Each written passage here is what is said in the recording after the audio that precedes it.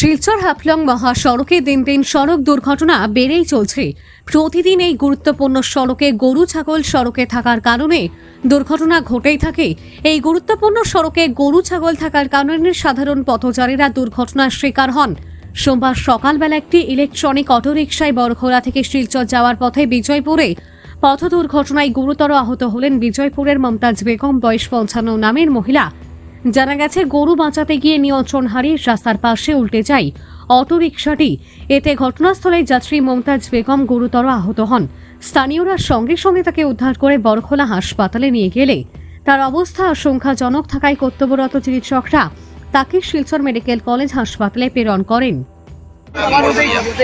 কোন জায়গা হয়েছে ঘটনা? বড়খোলা কালভার্টের আগে ইটবারটার সামনে বোতল খাই রিয়া মানে কি তার লোক টাইম বর্তমানে পেয়েছি আমরা বড়খোলার থেকে রেফার করছি বড়খোলা মেডিকেল কলেজ।